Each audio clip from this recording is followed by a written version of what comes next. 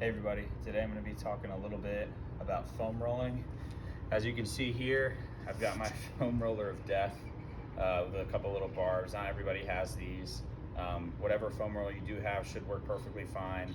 This one is just a little bit extra pain, misery, but I'll call discomfort for now for you guys. So a couple moves that we're going to do. We're going to roll out our glutes and our piriformis. We'll roll out our hamstrings, and we'll roll out our quads.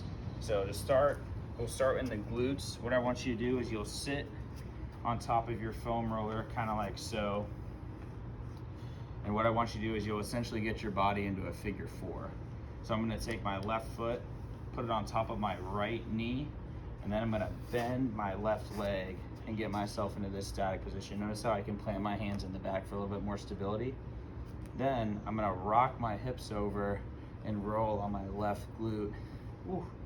And you'll find that if your piriformis or your hips are tight, that this will be a really, really good roll for your glute. Just up and down, find that spot that's really tender in that tissue. Your ass is a big muscle, you know? Don't be afraid to get in there side to side. So I'd roll this side, maybe a minute or two, and then I'd switch to the other way. Ooh. Again, feet out straight in front, sitting on the foam roller. When we switch sides, now the right foot on top of the left knee, we'll pick that leg up. Now I'm gonna rock my hips away for the right glute. Ooh. And then rock side to side. This foam roller is really good for exposing tissue that needs a little bit of love. All right, once you've had enough pain and misery there on your foam roller for your glutes, we're gonna shift over to the hamstrings. So what you're gonna wanna do, go ahead and reposition your foam roller. You can throw it either under, right by the knee, or you can throw it a little bit higher by the glute. One thing I wanna talk about is when you're foam rolling, if you just work along the long axis of the muscle, you're really starting to miss other pieces along the short axis. So what I'll say is every single time I roll anywhere, you're gonna wanna not only roll that section, but you're also gonna wanna roll your hips. And I'll show you what I mean in a second, so that you're able to hit other pieces of the muscle and the muscle head where you actually find that you're pretty tight. So if I'm gonna start in the hamstring, I'm gonna start this time down by the knee. If you want more pressure, you're gonna have that other leg off the side of the foam roller. If you want a little bit less, you can go ahead and throw that leg on top of it for a little less pressure. Notice how my hands are planted behind me. I want a little bit more pressure, so I'm gonna plant my foot off to the side. And now what I'm gonna do is I'm gonna start by the knee. I'm gonna roll the hips on the lower part of my hamstring, roll up a little bit towards the middle, and I'll give a side to side roll. Notice how my hips are moving a lot. And then I'm gonna go up to the top, up closer to the glute, and this is where I'm tightest right here. Oh yeah. Oh. Once you've had enough there, you can work your way back down, back towards the middle, and then back towards the lower part of the hamstring. As always, make sure you get both sides. Again, I would plant this foot off to the side, start low.